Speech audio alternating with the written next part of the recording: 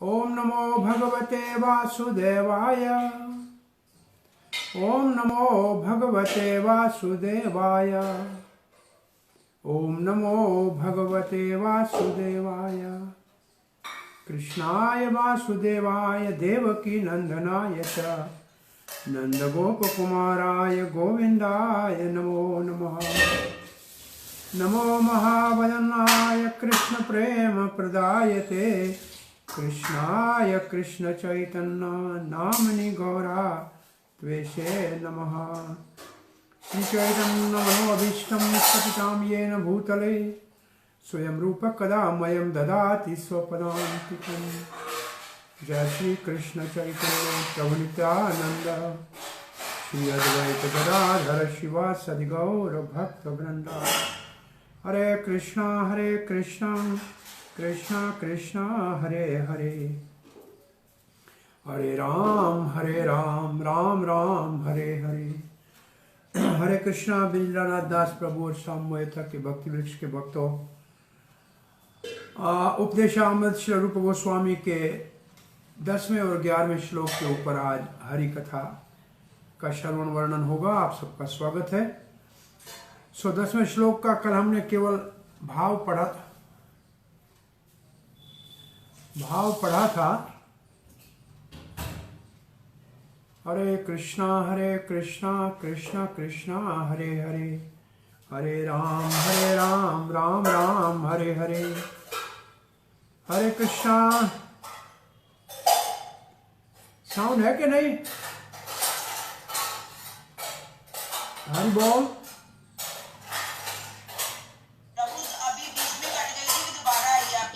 हाँ, वो बीच में डिस्कनेक्ट हो गया था। कोई आज लाइट नहीं है, रात से कोई समस्या है। देखते हैं। आज आपके स्टूडेंट भी कुछ ज्यादा नहीं है, 2 ही है। क्या बात है? पता नहीं बाबू, सब तो लेट हो रहा था, लेकिन सकता है सारे लेट आ रहे हैं। अब तक आए नहीं, आ जाएंगे लोग सारे। अच्छा, आ रहे हैं, मैंने मैसेज डाला है अभी सबको धीरे-धीरे। कल हमने श्लोक को पढ़ा था। करमेभ्यः परितो हरे प्रियतया व्यक्तिं ययोर्ज्ञानिनस्तेभ्यो ज्ञान विमुक्त भक्ति परमः प्रेमैकनिष्ठा ततः तेभ्यस्तः पशुपाल पंकजदशास्ताभ्योऽपि साराधिका प्रेष्ठः तद्वद् इयं तदीय सरसीतां नाशर्येत कह कीर्ति। इस श्लोक में जो साधक हैं, भजन करने वाले हैं, नेट में प्रॉब्लम आए दो। नेट जो है वडू बंद ना है तो हले तो भाई प्रॉब्लम कर रहा है दो। हरे कृष्णा। ये नेट में कुछ डिस्टर्बेंस आ रहा है। हरे कृष्णा। हरे कृष्णा। हरे कृष्णा आ गई वॉइस द्वारा आपकी। हाँ नहीं, वो भी बीच में कट रहा है, पता नहीं क्यों कट रहा है। जो भी हो, तो इस श्लोक का कल हमने भाव पढ़ा था।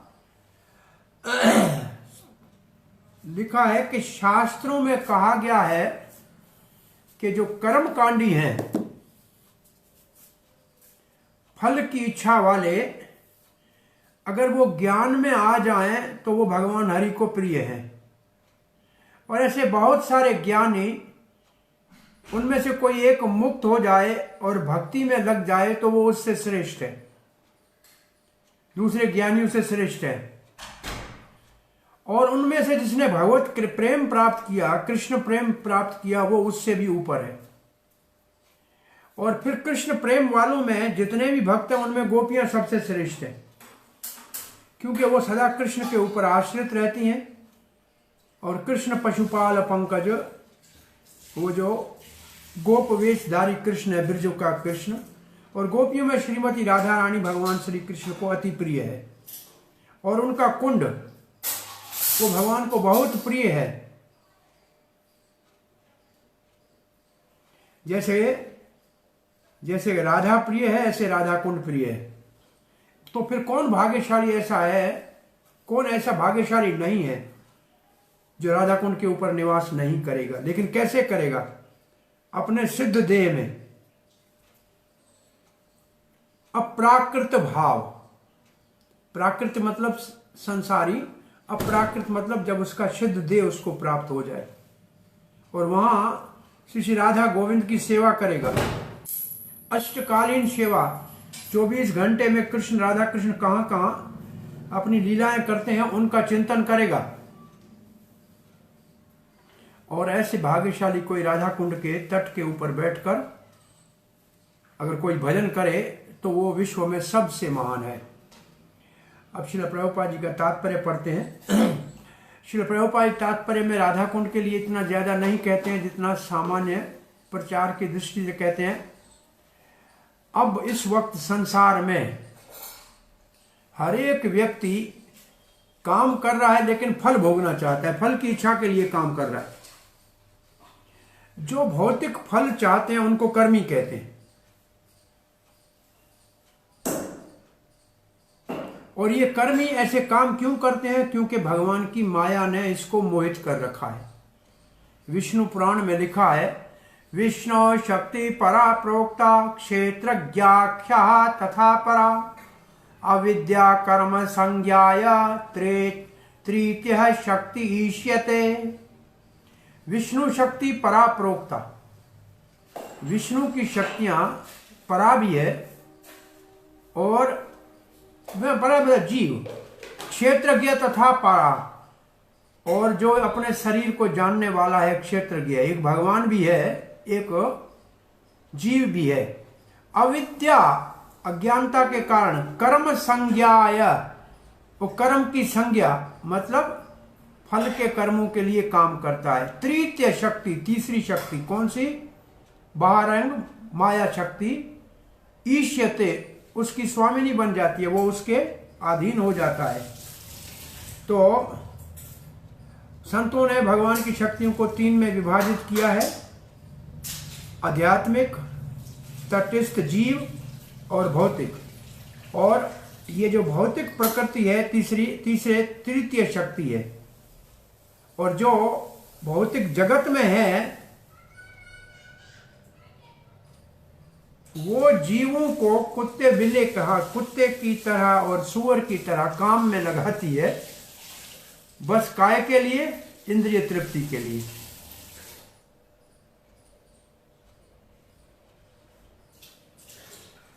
अब कहते कर्मी कर्म करते हैं इस जीवन में, तो दूसरे जीवन में उनको पुण्य का फल मिलता है। अगर पुण्य कर्म करते हैं तो ये हो गया कर्म कांडी।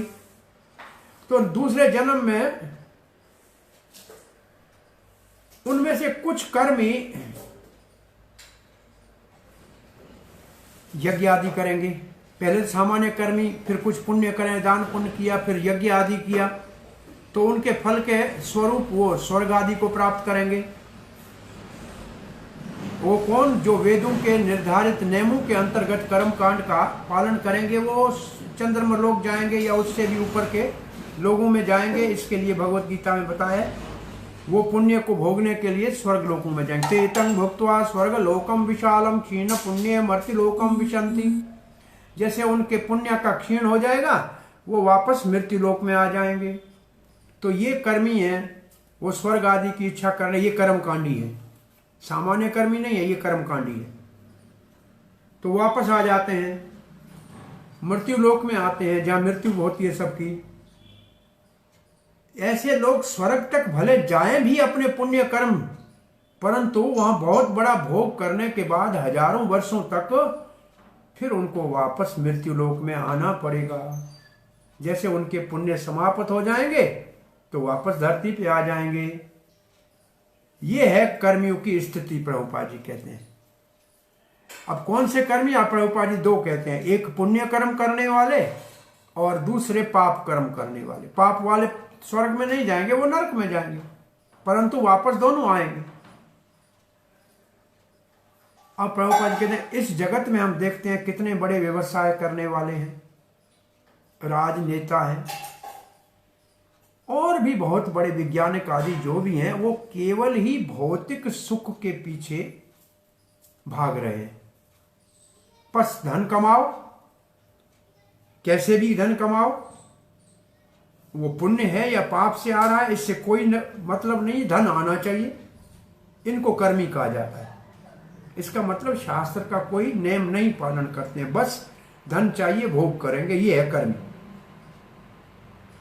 प्रभुपाद कर्मी के लिए कहते हैं ये है भौतिकवादी, ये महान भौतिकवादी है। और इन कर्मियों में कुछ विकर्मी है। विकर्मी का मतलब क्या है? जो शास्त्र के निर्धारित से कार्य नहीं करते, जो यज्ञ आदि भगवान विष्णु के लिए करते हैं वो कर्मकांडी, और उनको फल भी मिलता है और फिर स्वर्ग आदि लोक में भी जाते हैं। ऐसे कर्मी विकर्मियों से अच्छे हैं। विकर्मी का मतलब पाप कर्म करने वाले। और वो अच्छे क्यों हैं? क्योंकि वो शास्त्र और वेद के निर्धारित निर्देश के अंतर्गत कार्य करते हैं। भगवत गीता में लिखा है, ये यथा माम प्रपद्यन्ते तांस तथैव भजामि अहम्। जैसे जो भगवान का जो शरण लेगा, जैसे भगवान के पास जाएगा, भगवान उसको वैसा ही उसके साथ व्यवहार करेंगे या उसको वैसा ही फल देंगे। जो मांगेगा वो फल देंगे।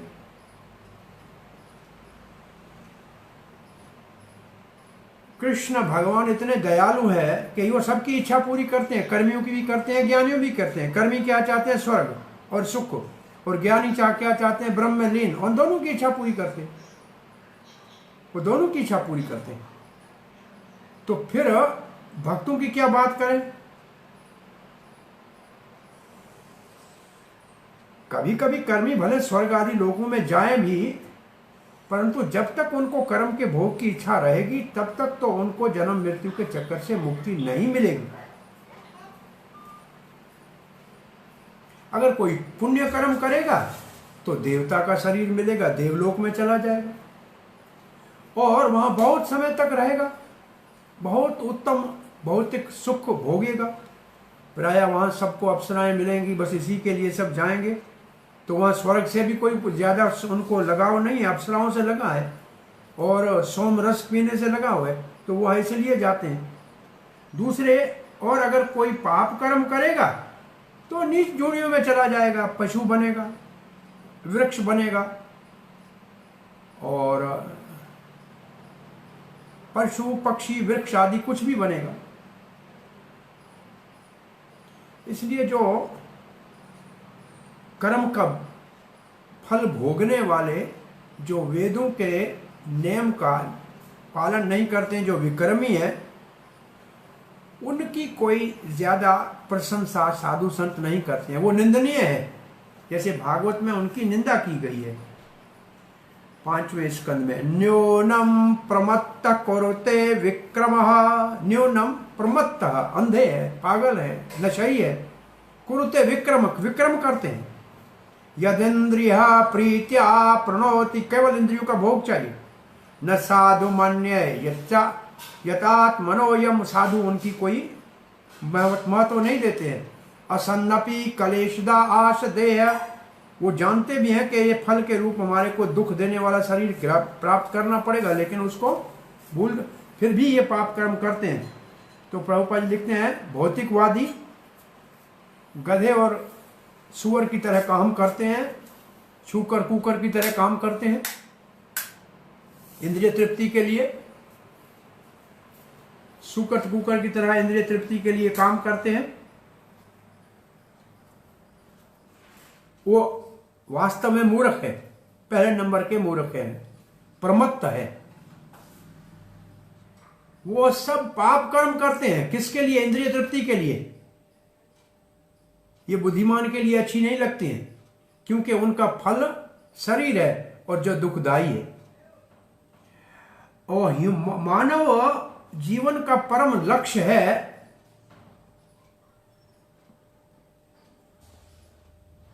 तीन प्रकार के तापों के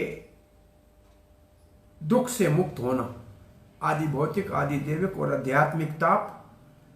ये आप लोग सब जानते हैं पहले से। प्रकृति में जो आएगा, तीन ताप उसको भोगने ही पड़ेंगे, शरीर और मन से उत्पन्न होने वाले। प्रकृति का कोप होने वाला, जैसे अभी चल रहा है कोरोना काल, और ऐसे दूसरे प्राणी हमको दुख देते हैं, मच्छर मक्खी से लेके इंसान तक, ये 3 प्रकार का दुख सबको भोगना पड़ेगा। हाँ, जो भौतिक जगत है तो 3 ताप है साथ साथ में। दुर्भाग्य है कि ये कर्मी भोग के लिए काम करने वाले धन के लिए अंधे हैं, और उससे उनको जो सुख मिलता है वो भी तो अस्थायी है। कैसे भी धन कमाए लेकिन सुख कब तक रहेगा, वो तो जाने वाला है। इसलिए वो बहुत बड़ा रिस्क उठा रहे हैं, बहुत बड़ा जोखम उठा रहे हैं, बहुत बड़ा खतरा उठा रहे हैं, क्योंकि नीचे जो जूनियों में चले जाएंगे। ऐसे मूर्ख भौतिकवादी बड़ी योजनाएं बनाते हैं इस भौतिक जगत में सुखी रहने के लिए। उनको ये विचार नहीं है कि वो सदा यहां नहीं रह सकते, कुछ साल रहना है, और उसका ज्यादातर कम जो उनका जीवन है वो केवल धन को कमाने में और इंद्रिय तृप्ति में लगा देते हैं। परंतु मृत्यु के समय सब समाप्त हो जाता है। ये ध्यान नहीं करते हैं कि ये जैसे ये दुर्लभ मानव शरीर छोड़ेंगे और केवल भोग और धन के पीछे भागेंगे तो दूसरे जन्म में पतन की ओर जाएं और नीच जूनियों में चले जाएं, इनकी उनको चिंता ही नहीं है। हाँ, जो कीट पतंग बन जाए, पशु बन जाए, वृक्ष बन जाए, पेड़ पौधे बन जाए।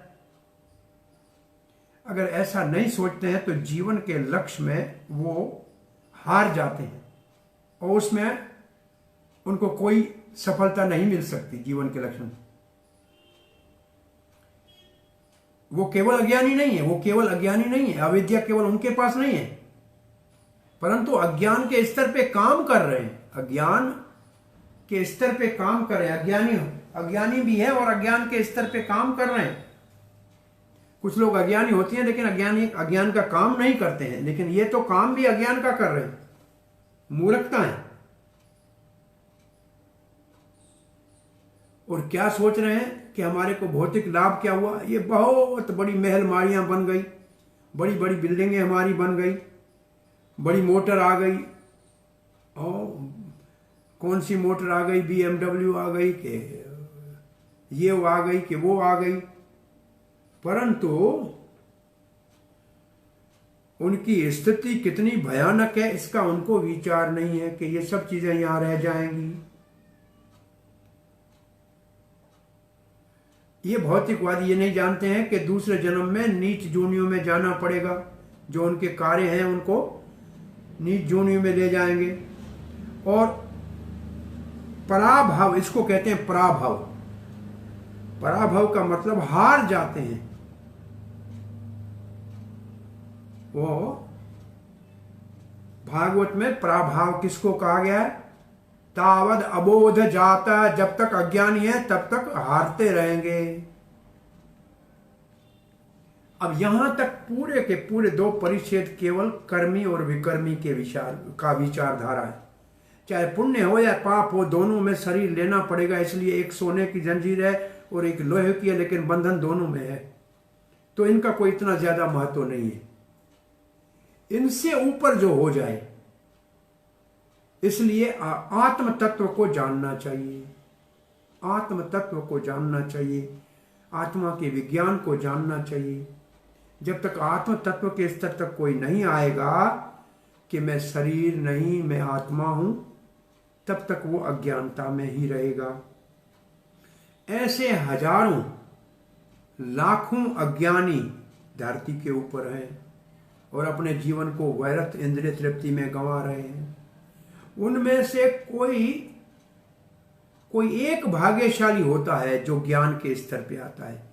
यह है चैतन्य चरितमृत में रूप गोस्वामी की शिक्षा प्रभुपाद जी यहां दे रहे हैं। इसका भी एक चार्ट यहां हमारे पास है नहीं, लेकिन एक चार्ट इसका बन सकता है और बहुत अच्छा चार्ट है। वो मैं देखता हूं, मेरे उस पुस्तक में मैंने देखा था, उसका फोटो अंग्रेजी में है, निकाल के भेज दूंगा। वो बहुत विस्तार वाला चार्ट है।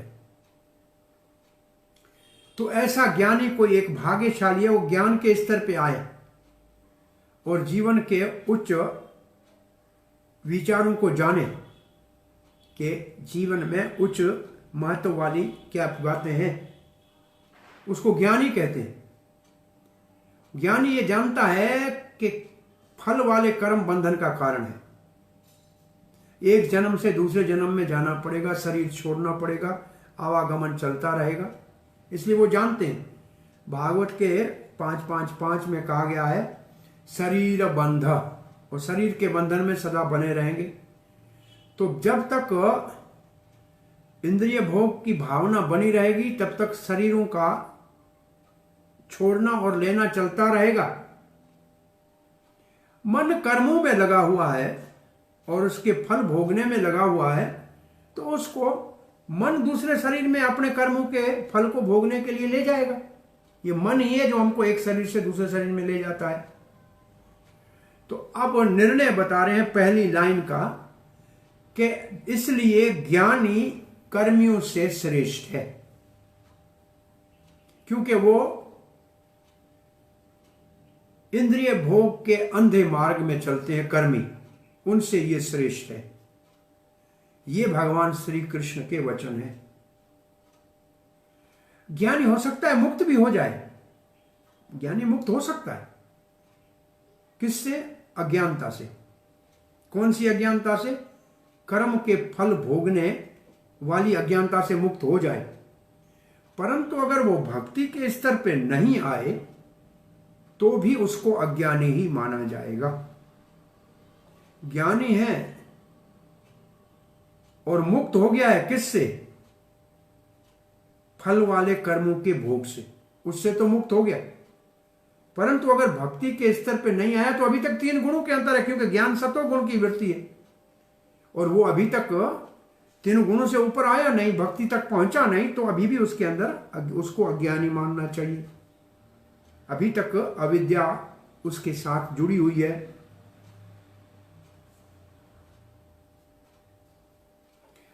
ऐसे ज्ञानी का ज्ञान अभी तक अपवित्र है, पूर्ण रूप से पवित्र नहीं है, क्योंकि उनको भक्ति भगवत भक्ति का अभी तक ज्ञान नहीं है। भगवान के चरण कमलों की सेवा का अभी तक उसको पता नहीं है।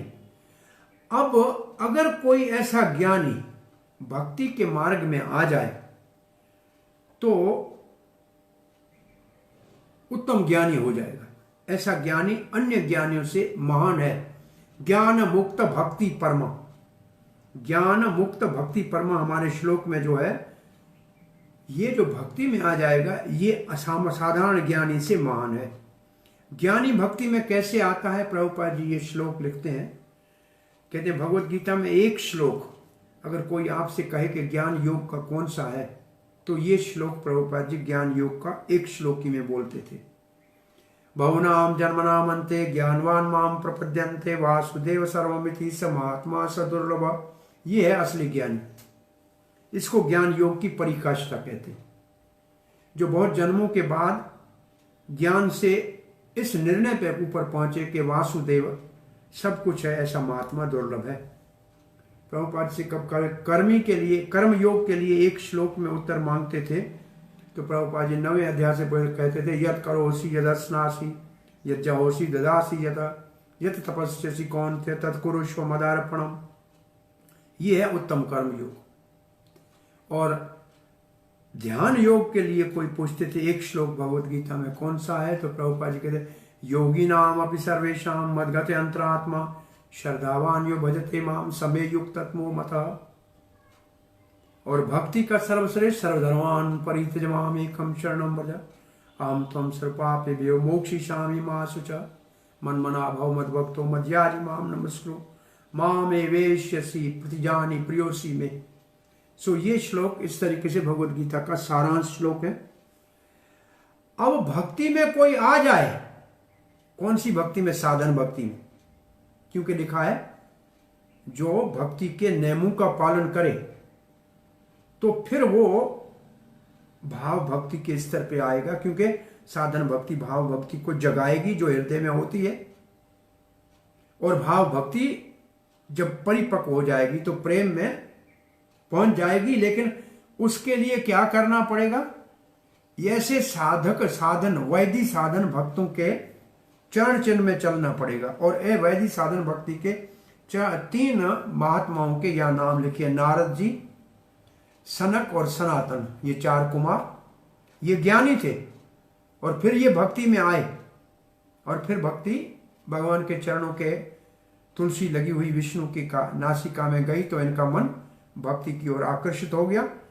तो उन कुमारों का और नारद का नाम लिखा है, ये वेदी भक्ति के आचार्य हैं। तो फिर भगवान ऐसे भक्त को ज्ञानियों से श्रेष्ठ मानेगा। तो इसकी स्थिति बहुत ऊपर है, अद्भुत स्थिति है। और ऐसे सारे भक्त जो प्रेम भक्ति में हैं, प्रेम को प्राप्त किया है वैदिक, उनमें से भी जो गोपियां हैं, उनको सर्वश्रेष्ठ भगवत भक्ति के उदाहरण माना जाता है। क्यों? कि उनके सारे कार्य कृष्ण की प्रसन्नता और संतुष्टि के लिए होते हैं। कृष्ण से वो कुछ भी वापस नहीं चाहती हैं कि हमारी सेवा के बदले में कृष्ण कुछ हमको प्रति दे, कोई वापसी में कुछ दे, उसकी कोई इच्छा नहीं है। और वो कृष्ण को कभी भूलती भी नहीं। गोपियां तो कहती हैं, जब उद्धव ने कहा है मन लगाओ कृष्ण में, बोला कृष्ण मन से निकलता ही नहीं है। घर में रोटी पकानी होती है तो मन से निकालना चाहते हैं, निकलता नहीं, उसको भूल ही नहीं सकते हम। वृंदावन से कृष्ण मथुरा चले गए, गोपियां कृष्ण के विरह में व्याकुल थी, लेकिन कभी कृष्ण को भूली नहीं। कृष्ण के लिए करंदन करती थी, रोदन करती थी, कृष्ण हाय कृष्ण कहां हो, हे मथुरा नाथ कब अवलोक्य। राधा रानी का भाव है जो माधवेंद्रपुरी जी अंत समय में गाते थे। चैतन्य महाप्रभु के कहते हैं इस श्लोक को मैं जानता हूं, माधवेंद्र जयपुरी जानता है, और कोई जानता है कि नहीं जानता है मालूम नहीं, आधा कोई जानता होगा। तो ये भाव गोपियों का है।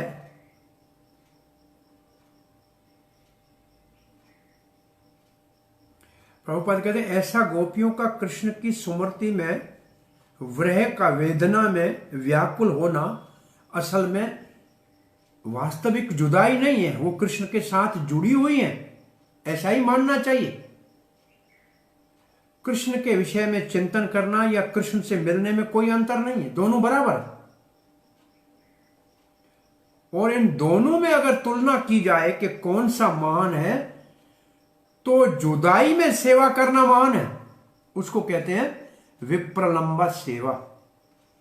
विप्रलंबा सेवा का मतलब कृष्ण सामने नहीं है लेकिन उसकी सेवा में लगे हुए हैं, ये सेवा महान है। जुदाई में सेवा।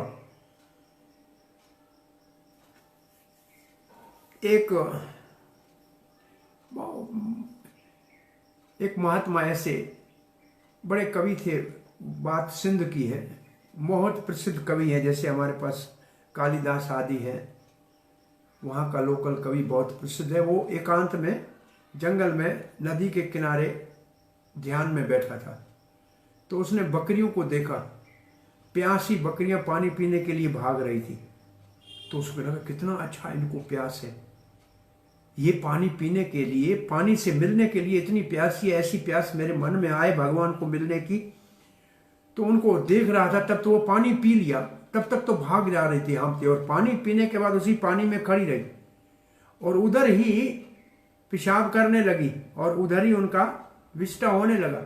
तब महात्मा ने कहा भगवान को ढूंढता रहूं, अच्छा है नहीं मिलूं, क्योंकि मिलने से प्रेम कमजोर हो जाता है।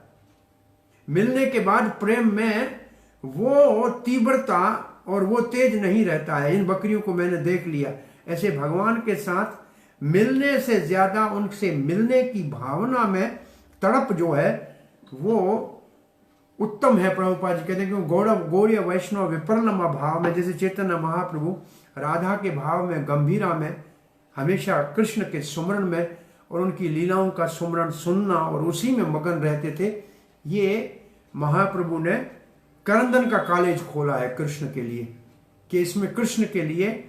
और हमारे गोस्वामी 6 कहते हैं, अय नंद सुनो कुतः गोवर्धन पाद पटले कालिंदी को। कहाँ हो कृष्ण, कहाँ हो? जमुना के किनारे हो, गोवर्धन की तलहटी में हो। ऐसा नहीं है कि हमको कृष्ण मिल गया, लेकिन कृष्ण के मिलने की तड़प, वो विप्रलंब भाव बड़ा महत्वपूर्ण है। भगवान श्री चैतन्य महाप्रभु कहते हैं कृष्ण को सीधा मिलने से कृष्ण के लिए तड़पना। और आप लोग को भक्ति रसामृत सिंधु में अगर याद है तो एक कृष्ण से सीधा मिलना और एक कृष्ण से सीधा नहीं मिलना, वो मंजरियां हैं, सीधा नहीं कभी कृष्ण से मिलती हैं, लेकिन राधा कृष्ण के प्रेम का, उनके मिलाने के प्रेम का दर्शन करके प्रसन्न होती हैं। तो ये जो भाव है, मंजरी भाव है, ये बहुत बड़ा उत्तम भाव है गौड़ीय वैष्णव संप्रदाय के अंतर्गत। उसका यहाँ श्रील प्रभुपाद जी उल्लेख कर रहे हैं। अब जो भक्त अनन्य भगवत प्रेम को प्राप्त कर चुके हैं, उनमें गोपियां सब सर्वश्रेष्ठ हैं। और सारे गोपियों में राधा रानी सिरमौर है, वो शिरोमणि है। सब गोपियों में शिरोमणि है। क्यों? कोई भी राधा रानी की भक्ति और प्रेममयी सेवा से आगे नहीं जा सकता।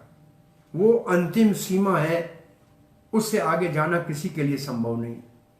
वो भक्ति नैपुण्य है, परिपूर्ण भक्ति की साक्षात मूर्तिमान है राधा रानी।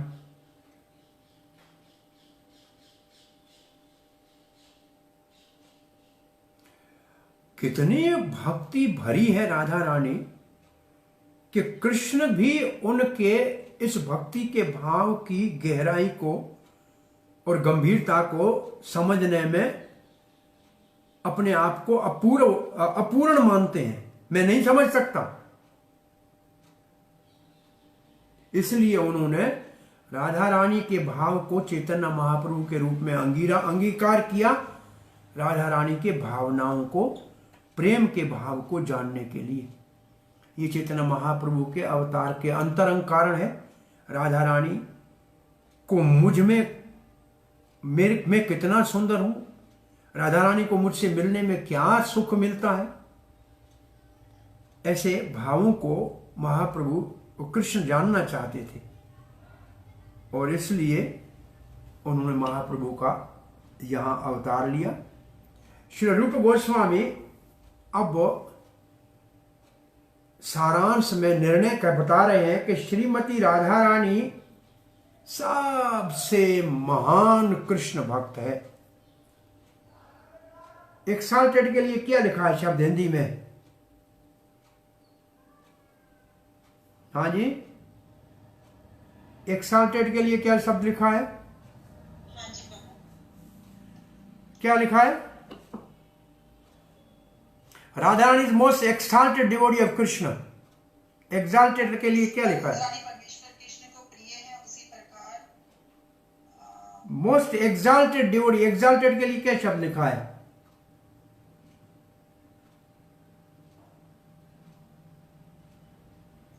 इस प्रकार श्रील रूप गोस्वामी निष्कर्ष निकालने लगे कि श्रीमती राधा रानी कृष्ण की सर्वश्रेष्ठ भक्त है। सर्वश्रेष्ठ, ओके। और उनका कुंड, राधा कुंड भी सर्वश्रेष्ठ है। और पद्म पुराण में ये बात है जो लघु भागवत अमृत में रूप गोस्वामी ने लिखा है, जो चैतन्य चैतन्यमृत में ये श्लोक है, यथा राधा प्रिय विष्णु तस्या कुंडम प्रिय तथा सर्वगोपीषु सैवैका विष्णु अत्यंता वल्लभा। जैसे राधा रानी भगवान श्री कृष्ण को, विष्णु को प्रिय है, वैसे ही उनका कुंड राधा कुंड भी कृष्ण को प्रिय है। सब गोपियों में राधा रानी सर्वश्रेष्ठ है।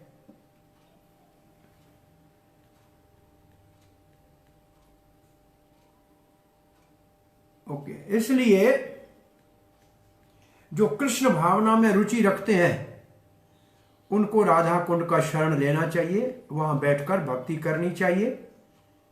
पूरा जीवन।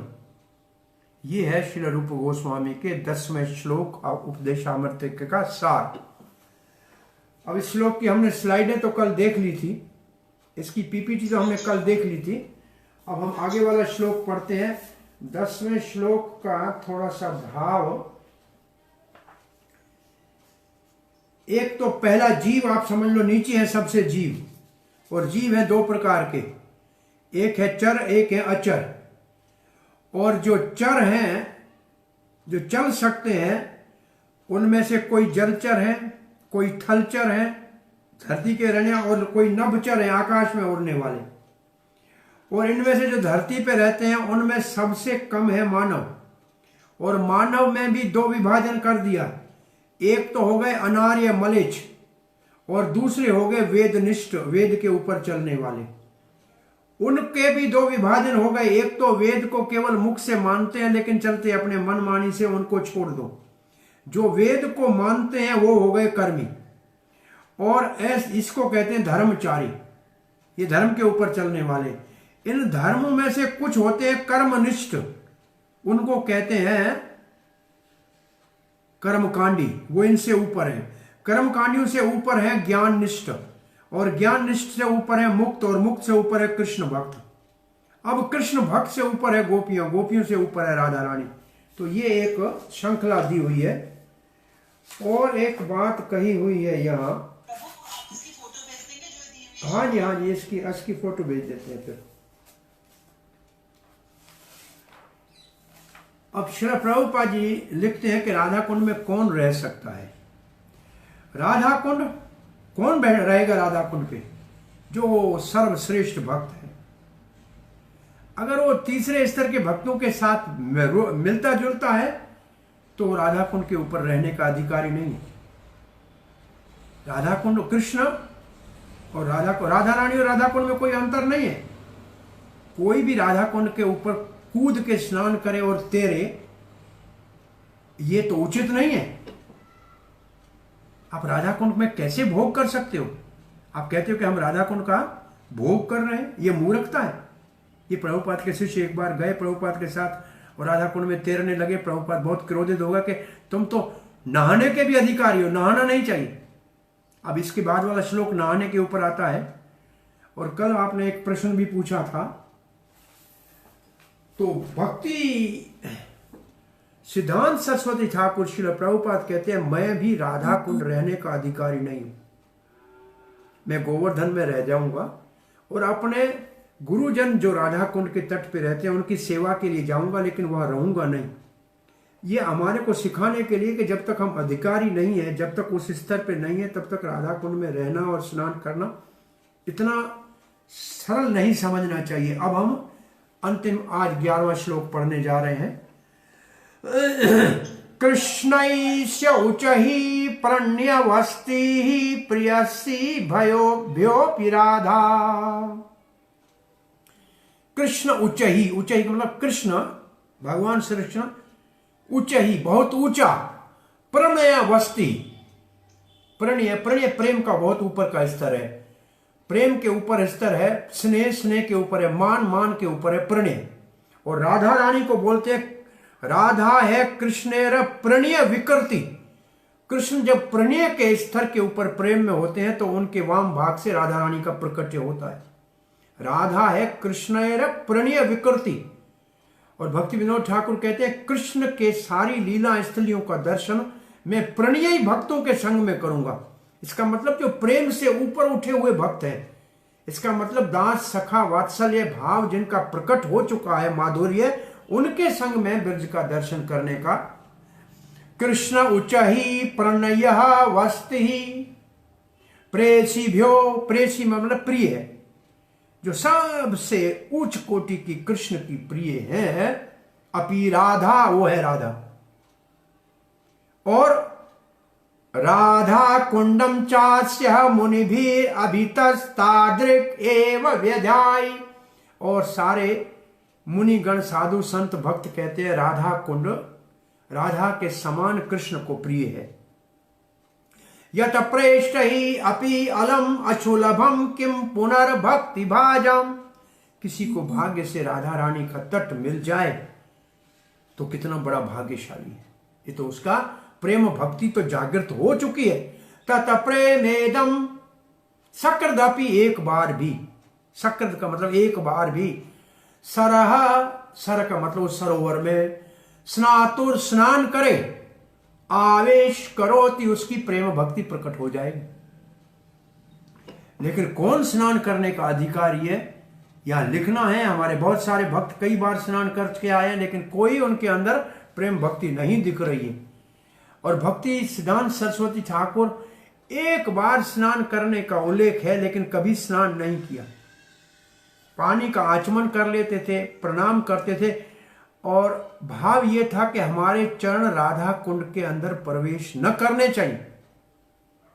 अगर राधा कुंड के ऊपर रहना है और स्नान करना है तो रघुनाथ दास की वृत्ति से रहना पड़ेगा, ऐसे आचार्यों ने वर्णन किया है। तो अब इस श्लोक का अर्थ पढ़ रहे हैं।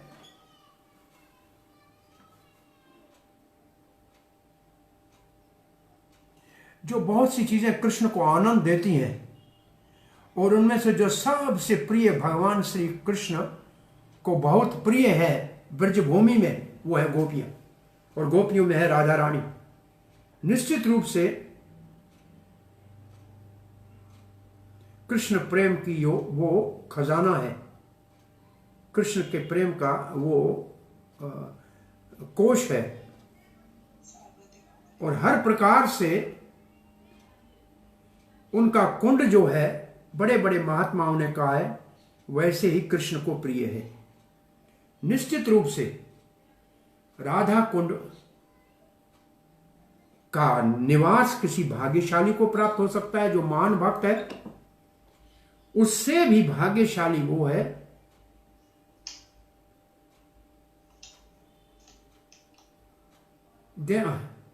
ये उसका निवास मिलना बहुत दुर्लभ है। और एक बार भी कोई उस राधा कुंड में स्नान कर ले तो कृष्ण के प्रेम को प्रकट कर लेगा। तो इस श्लोक का भाव है कि कृष्ण को सब जो उसमें बताया राधा प्रिय है, अब कहते हैं राधा तो प्रिय है, राधा के समान ही राधा कुंड प्रिय है। और राधा कुंड पे कोई रहे, उसमें बताया था, और अब स्नान करे, वो कितना भाग्यशाली है, कृष्ण प्रेम प्रकट हो जाएगा। प्रभुपाद लिखते हैं राधा कुंड इतना सर्वश्रेष्ठ क्यों है? क्यों है? क्योंकि ये राधा रानी का कुंड है, इसलिए सर्वश्रेष्ठ है। राधा रानी कुंड श्रेष्ठ क्यों है? क्योंकि राधा रानी का कुंड है। और राधा रानी कौन है? कृष्ण की सबसे प्रिय है। जो कृष्ण को सबसे प्रिय है, उसकी हर चीज कृष्ण को प्रिय है, और ये कुंड तो अति प्रिय है।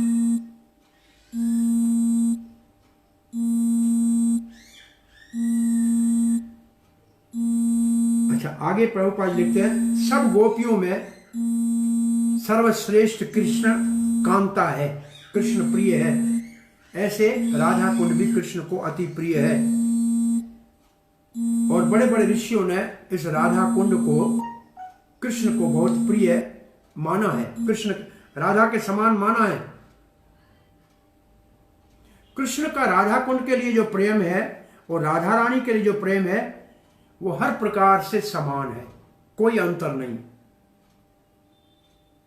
और राधा कुंड की प्राप्ति मतलब उनके निवास की प्राप्ति, दर्शन की प्राप्ति, स्नान की प्राप्ति बड़े बड़े सिद्ध पुरुष भक्ति में है, उनको भी दुर्लभ है। सामान्य भक्तों की क्या बात करें, जो वैदिक भक्ति में है वो तो सोच भी नहीं सकते, उनके लिए तो संभव ही नहीं है। यहां कहा जा रहा है कि उस भक्त के हृदय में कृष्ण प्रेम, कौन सा कृष्ण प्रेम? गोपियों के चरण चिन्ह में चलने वाला कृष्ण प्रेम, वो राधा कुंड में स्नान करने से प्रकट हो जाएगा। इसका मतलब राग मार्ग की भक्ति का अधिकारी हो जाएगा। श्री रूप गोस्वामी हम सबको ये इशारे से कह रहे हैं कि आप अगर राधा कुंड के तट पे रह नहीं सकते हो तो कम से कम एक बार स्नान कर लो, और जितनी बार मिल जाए मौका उतनी बार स्नान कर लो। ये सबसे मुख्य एक भक्ति का साधन का अंग है। वैसे ब्रज में रहना जैसे अंग है, ऐसे राधा कुंड उसमें सबसे श्रेष्ठ स्थान रहने का है। 5 मुख्य भक्ति के अंगों में ये एक है, वो साधन भक्ति का अंग है। लेकिन राग भक्ति के लिए तो ब्रज में ही रहना है, और राधा कुंड पे कोई रहे तो बड़ा भाग्यशाली। करे क्या वहां? अब भक्ति विनोद ठाकुर का भाव दे रहे हैं। कहा वहां रहने का अधिकारी कौन हो सकता है? जिसमें ठाकुर लिखते हैं राधा कुंड बहुत ही विशेष स्थान है। किसके लिए?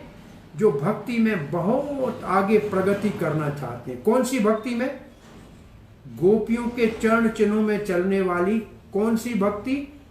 राग अनोगा भक्ति। किसकी राग अनोगा भक्ति? माधुर्य भाव की भक्ति, केवल माधुर्य भाव की भक्ति। वात्सल्य सखा वाले भी राधा कुंड के अधिकारी नहीं है। प्राय ऐसे देखा जाए तो ये विशेष बात लिखी जा रही है। वो जो गोपियों के भगवान की जो सखियां हैं उनके चरण चिन्हों में चलना चाहिए, मतलब गोपी भाव, माधुर्य भाव में। और जो उनकी सेवकाएं हैं मंजरी, क्योंकि हमारे सब आचार्य प्राय मंजरी हैं, तो उनका भाव ही मंजरी भाव है। रूप मंजरी, रति मंजरी, विलास मंजरी, स्वयं भक्ति विनोद ठाकुर कमल मंजरी है, भक्ति सिद्धांत साथ ठाकुर नयन मंजरी है, ये सब मंजरियां हैं। तो वो अपने भाव को यहां बता रहे हैं। वो जो राधा रानी की मंजरियां हैं, उस भाव जो उनके चरण चिन्हों में चले वो ही राधा कुंड पे रहे। और जो वापस भगवत धाम गोलोक वृंदावन जाना चाहता है, जिसको ये बहुत बड़ी तीव्र इच्छा है, अपने किस में? अपने सिद्ध देह में, प्राकृत देह में नहीं, सिद्ध देह में। इसका मतलब जिसने रागनों का साधन करके सुमरण के अंतर्गत प्राप्ति जो दशाएं थी, उन दशाओं में जिसने प्राप्ति दशा को पार कर लिया है, और आपन दशा जिसको प्राप्त हो गई है, मतलब अपने स्वरूप को केवल प्रकट नहीं किया है, भाव का स्तर नहीं है, जो भगवान की नित्य लीला में प्रवेश कर चुका है वो रह सकता है। भाव में किसी वक्त कृष्ण की स्मृति और लीला की स्मृति आती है, किसी वक्त नहीं आती। परंतु प्रेम के स्तर के ऊपर जब नित्य लीला में प्रवेश हो चुका है, तब वहां रहने का अधिकारी है अपने सिद्ध देह में। वो राधा कुंड पे रहे, और वहां राधा रानी की जो सेविकाएं हैं, मतलब मंजरियां, सखियों की जो सेविकाएं हैं, उनका अनुगामी बने, जो बहुत उनकी गोपनीय सेविकाएं हैं, अंतरंग सेविकाएं हैं, उनका अनुगमन करे, उनके निर्देश में रहे, और निरंतर सेवा में लगा रहे, और निरंतर सेवा में लगा रहे। कौन सी सेवा में? मानसी सेवा में। यहां है मानसी सेवा, मन से अपने स्वरूप में जो सेवा है उसमें निरंतर अपने जिस भगवान के गोपी या मंजरी का अनुगामी बना है, उसी के साथ उसी सेवा में लगा रहे। यह सबसे श्रेष्ठ और उत्तम साधन है भक्ति का, जो भगवान श्री चैतन्य महाप्रभु के अनुयायी इस साधन को अपनाते हैं। इस विषय में भक्ति सिद्धांत सरस्वती गोस्वामी महाराज श्रील प्रभुपाद जी ने भी कहा है। बड़े बड़े महात्माओं की क्या बात करें, बड़े बड़े भक्त नारद, सनक, उनको भी राधा कुंड में स्नान का सौभाग्य प्राप्त नहीं होता। तो फिर सामान्य भक्तों की क्या बात करें। कोई बहुत बड़ा भाग्यशाली है और राधा कुंड में स्नान का एक बार भी अवसर मिल जाता है, तो फिर कृष्ण के माधुर्य प्रेम को प्राप्त करेगा, जैसे गोपियों का प्रेम है, गोपी भाव को प्राप्त करेगा, मतलब माधुर्य भाव को प्राप्त करेगा। इसलिए कहा गया है राधा कुंड के ऊपर रहो और वहां राधा कृष्ण की सेवा में नित्य मगन रहो, और वहां निरंतर स्नान करो, और भौतिक विचारों का परित्याग करो। राधा रानी और उनके शरणागत गोपियों का और उन मंजरियों का शरण ले लो और आजीवन वहां रहो। और जब शरीर छोड़ेंगे तो निश्चित रूप से राधा के सेवकाओं के रूप में, सेवकाओं के सेवाओं के रूप में भगवत धाम चले जाएंगे। जैसे हमने विचार किया था राधा कुंड में, तो सारांश ये है कि राधा कुंड के ऊपर स्नान करना भक्ति की परम काष्ठा है, पराकाष्ठा है। ये बहुत दुर्गम है प्राप्त करना। बड़े बड़े महात्मा नारद जैसे भी प्राप्त नहीं कर सकते हैं। इसलिए राधा कुंड की महिमा की कोई सीमा नहीं है। राधा कुंड की सेवा करने से राधा रानी की सखियों की सेविका का सौभाग्य प्राप्त हो सकता है। गोपियों के निर्देश में कोई चलेगा तो यह हमारा आज का ये उपदेश अमृत का सत्संग पूर्णाहुति पे पहुंचता है। अब कुछ इसमें देखते हैं, अपने जो है स्लाइडों को एक नजर देखते हैं।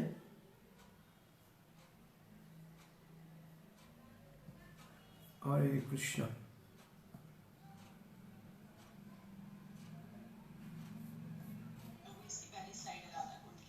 हाँ, मैं अभी देख रहा हूँ, एक मिनट मैं थोड़ा सा ये सीधा कर लूँ मेरे काम को।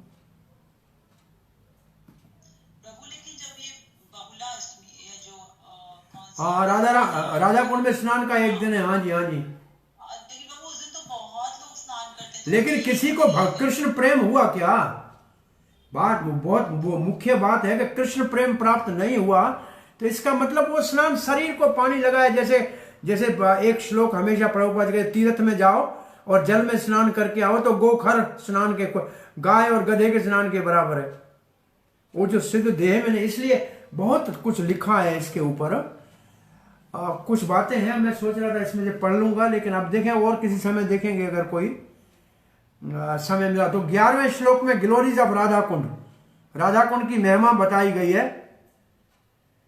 और पहला इस तरफ क्या लिखा है देखिए, कृष्ण को अति प्रिय है। क्यों इतनी ज्यादा राधा कुंड इतना ज्यादा क्यों प्रिय है, इतना पूजनीय क्यों है राधा कुंड? क्योंकि कृष्ण को प्रिय, राधा रानी का है, इसलिए कृष्ण को बहुत प्रिय है। श्रीमती राधा रानी भगवान श्री कृष्ण के प्रेम का सबसे उत्तम पात्र है। राधा कुंड राधा रानी का है और इसलिए राधा कुंड भगवान श्री कृष्ण को राधा के समान प्रिय है, ऐसा बड़े बड़े आचार्यों ने कहा है। ये पहला है। और उसको कौन प्राप्त कर सकता है? बहुत दुर्लभ है। नारद जैसे भक्तों के लिए भी संभव नहीं है। सामान्य भक्त क्या करेंगे? वेदी भक्ति वालों का तो वहां प्रवेश ही नहीं है। वहां स्नान का लाभ क्या है? एकदम कृष्ण प्रेम प्राप्त हो जाएगा, गोपी भाव प्राप्त हो जाएगा और वहां बैठ के भगवान की प्रेममयी भक्ति करनी चाहिए। वहां रह नहीं सकता है तो कम से कम स्नान कर ले एक बार या जितनी बार मौका मिले। ये हमने पढ़ा, इसका भाव है। और भक्ति विनोद ठाकुर क्या कहते हैं इसके बाद? हमने पढ़ लिया ये सारा, वही भाव लिखा है। तो ये सब वैसे हम पढ़ा वही है। भक्ति सिद्धांत सरस्वती क्या लिखते हैं वो भी इसके बाद लिखा हुआ है। अब हमको क्या करना चाहिए वो देखते हैं। इसके बाद लिखा है कुछ बहुत सूक्ष्म बातें विचार की। राधा कुंड में आपको स्नान करना है तो अपने गुरु से आदेश ले लो, आशीर्वाद ले लो, वो कहे तो जाके करो। दूसरा, बहुत बड़े आदर के साथ स्नान करो। राधा कुंड की महिमा को गाकर बड़े आदर के साथ स्नान करो, प्रणाम करके, आचमन करके, आज्ञा मांगकर। ऐसा नहीं कि कूद के अंदर पड़ो जैसे ना जाते हैं। हम राधा कुंड की महिमा को जाने उपदेशामृत के 10वें श्लोक से और कैसे वहां अगर रहना है तो रहें, जैसे 8वें श्लोक में कहा गया है। श्रील प्रभुपाद के अनुयायियों के होने के नाते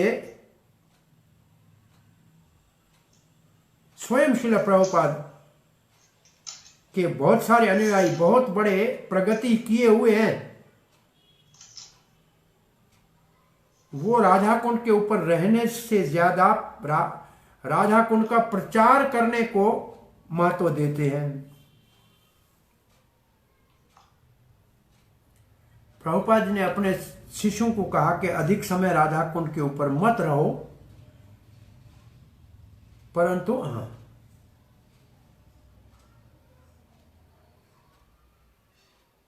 बाबा जी को बस दूर से प्रणाम करो, आदर दो, परंतु उनसे दूर रहो। वहां जाने से आप अपने भक्ति के स्तर को समझ नहीं पाओगे और आगे बढ़ नहीं पाओगे। ये कुछ और बातें थी। और अब समय तो हो चुका है, लेकिन फिर भी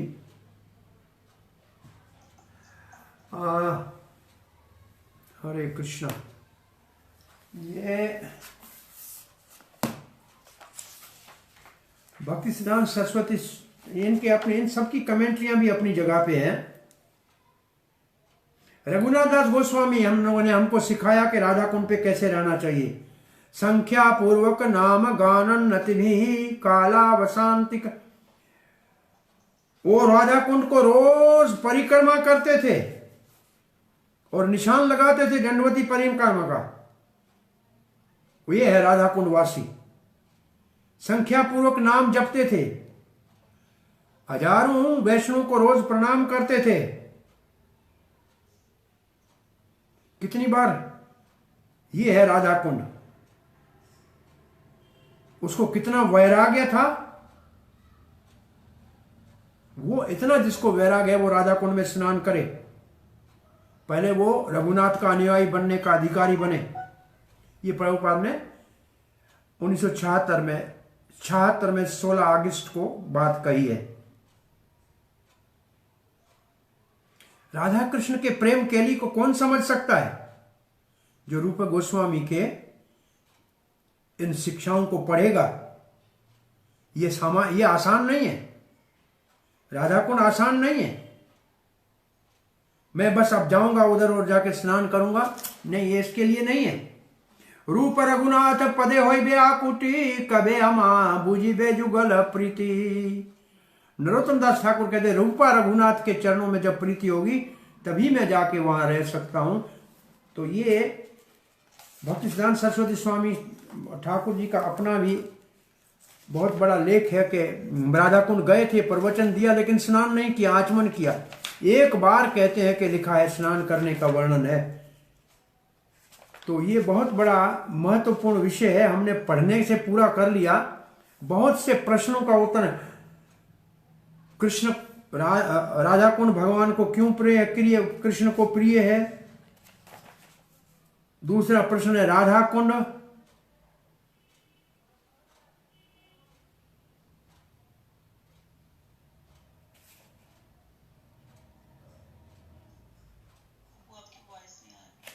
मैंने बोला नहीं मैं कुछ। अच्छा प्रभु, लेकिन फिर हम इसका मतलब राधा कुंड में जाके खाली अगर वहां बैठ के हम खाली जाप करें, आचमन करें, प्रणाम करें, परिक्रमा करें, लोटा भर के सर के ऊपर डालें, लेकिन पांव डालने का हमने स्नान किया है 2-4 बार, अभी तक कृष्ण प्रेम नहीं प्रकट हुआ है। तो अब क्या कह सकते हैं। भक्ति सिद्धांत सरस्वती कहते हैं राधा रानी की कृपा से ही कोई राधा कुंड पे रह सकता है। ये सबसे महत्वपूर्ण स्थान है। ये रूप गोस्वामी का अंतिम शिक्षा है। कृष्णा ही ऊंचाई, ये श्लोक पढ़ते हैं। फिर राधा कुंड के ऊपर प्रवचन कर रहे हैं 16 अक्टूबर 1932 में। इसलिए रघुनाथ दास गोस्वामी ने लिखा है राधा कुंड अष्टक में क्या है। हे बहुत सुगंधित राधा कुंड, जो यहां स्नान करेगा उसका हृदय के अंदर प्रेम का लता प्रकट हो जाएगी, जो गोपियों के हृदय में है। ब्रज कृष्ण के लिए, इसलिए मैं राधा कुंड आपका शरण लेता हूं। ये Radha Kund is very very merciful, but please be very very conscious and careful. ये भक्ति सिद्धांत सरस्वती का लेक्चर है। मैंने राधा कुंड में स्नान कर लिया, मैं डुबकी लगा लूंगा। अरे तुम क्या हो, कहते तुम क्या हो, तुम एक मांस का लोथड़ा हो और खून का थैला हो, अपनी पत्नी का पालक हो, सन्यासी हो, ब्राह्मण हो, क्षत्रिय हो, वैश्य हो, शूद्र हो। अगर ये आपके मन में विचार हो तो आप स्नान डुबकी लगाने के अधिकारी नहीं हो। तो फिर सामान्य बातों की बात क्या करें। अगर स्नान करना है, बड़े आदर पूर्वक करना है, हमको ये सीखना चाहिए राधा के सखी और मंजरियों से, उनका नकल नहीं करना चाहिए। ये सामान्य जल नहीं है। स्नान भी करेंगे तो भौतिक जगत पर हमारा भाव है तो कोई अप्राकृत लाभ नहीं होगा। राधा कुंड तो भौतिक आंखों के सामने प्रकट ही नहीं होता है, तो फिर ये मरने वाला प्राणी राधा कुंड में स्नान कैसे कर सकता है।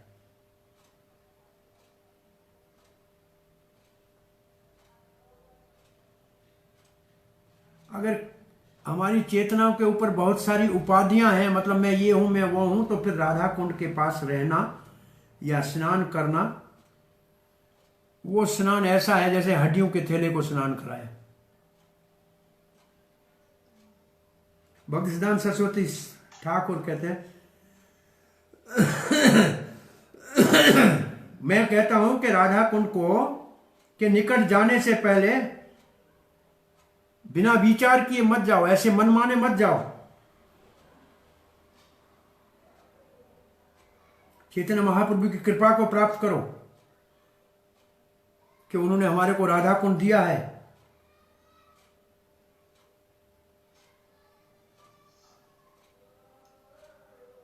भौतिक सारा विचार छोड़ के यहां रोज स्नान करो, प्रभुपाद ने लिखा है। कैसे? राधा और उसके सखियों के चरण चिन्हों में चलते हुए। तो ये बहुत कुछ गहरी बातें लिखी हैं यहां। तो अब इसके ज्यादा पूरा करते हैं। अगर आपको कुछ आगे इसके विषय में भी कुछ करना है तो नेक्स्ट वीक में मैसेज भेज दीजिएगा क्या करना है आगे।